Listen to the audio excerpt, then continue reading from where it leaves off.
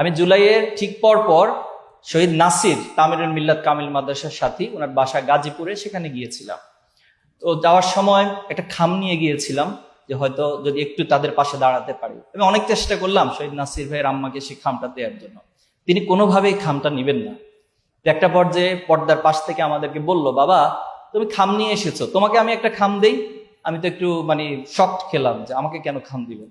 বলছে যে আমি আমার পরিবার, আত্মীয় স্বজন, যত সম্পত্তি আছে আমার, আমি সব বিক্রি করে দিব, এবং আমার শরীরে যে রক্তগুলো আছে আমি সেটাও বিক্রি করে দিয়ে তোমাকে একটা খাম দিই, আর তুমি আমার নাসিরকে ফিরে দাও। তাহলে আজকে এই জায়গায় দাঁড়িয়ে কি বাংলাদেশের প্রধানমন্ত্রী কোনো জবাব দেওয়ার সামর্থ্য আছে? ছাত্র শিবিরের কেন্দ্রীয় সভাপতি আমিরে জামাতের সামর্থ্য আছে এই মায়ের প্রশ্নের কোনো উত্তর দিতে পারবে? তাহলে আজকে কারা সবচেয়ে বেশি বেনিফিশিয়ারি হচ্ছে? আর এই জুলাই শহীদদের জন্য, শহীদ পরিবারের জন্য যে আকাঙ্ক্ষাগুলো, সেটা বাস্তবায়নের দায়িত্বটা আজকে কার? এই প্রশ্নগুলো আপনাদের কাছে এবং রাষ্ট্রের কাছে আমরা রেখে গেলাম, এবং আমরা প্রত্যাশা করব আপনাদের মধ্যে যদি উল্টাপাল্টা চিন্তাও আসে, আপনারা একটু ভালো হয়ে যান। আপনাদের মাঝে যদি ক্ষমতা আঁকড়িয়ে ধরার কোনো চিন্তা আসে, মেহেরবানি করে এটা শহীদদেরকে সাথে নিয়ে ক্ষমতায় থাকা, এ দেশের মানুষকে সার্ভিস দেওয়ার চিন্তাটা করুন। যদি সবকিছু আগের মতোই থাকে, তাহলে তো আমার এই জীবনগুলো ক্ষমতা পরিবর্তনের জন্য হয়নি।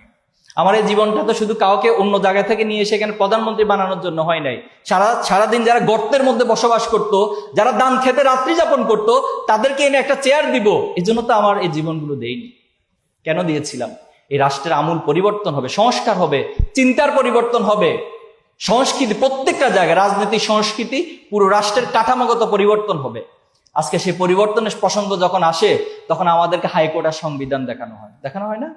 দেখানো হয়।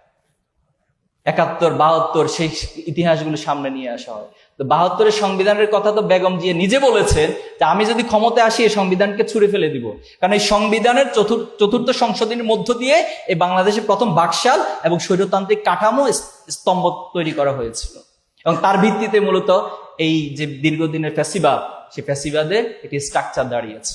এজন্য আমরা আহ্বান করব, আপনারা এই ভুলগুলোকে সংশোধন করে নেবেন, এবং শহীদ পরিবার, আহত ভাইয়েরা যারা আছেন তাদের কাছে একটু যাবেন, তাদের কথাগুলো একটু মন দিয়ে, হৃদয় দিয়ে উপলব্ধি করবেন, ঠিক সে আলোকে রাষ্ট্র পরিচালনা করেন। আমরা সহযোগিতা, আর যদি না করেন তাহলে আমরা হয়তো আশাহত হই মাঝে মাঝে, কিন্তু যখন আশাহত হই তখনই কোরআনের সেই আয়াতগুলো আমাদের সামনে আসে যে তুমি আশাহত হচ্ছ কেন? তোমার তো আশাহত হওয়া জায়েজ নেই। ওয়ালা তাহিনু ওয়ালা তাহজানু, তুমি আশাহত হইও না, হতাশ হইও না, তুমি বিজয়ী হবে, আজ না হোক কাল, কাল না হোক পরশু। এই জন্য আমরা এই বাংলাদেশের কোন নব্য ফ্যাসিবাদকে কখনো কোনো অবস্থায় আমাদের শরীরে এক বিন্দু রক্ত থাকতে আমরা মেনে নিব না ইনশাল্লাহ। এবং শহীদ পরিবারের কাছে আমরা ওয়াদা করছি, শহীদদের কাছে আমরা কমিটমেন্ট দিচ্ছি, আমরা শহীদ হয়ে, আমরা রক্ত দিয়ে আপনাদের এই স্বপ্নগুলোকে আজ হোক কাল হোক অবশ্যই বাস্তবায়ন করবো ইনশাল্লাহ। আপনাদের সবাইকে ধন্যবাদ। আসসালামু আলাইকুম ওয়া রাহমাতুল্লাহ।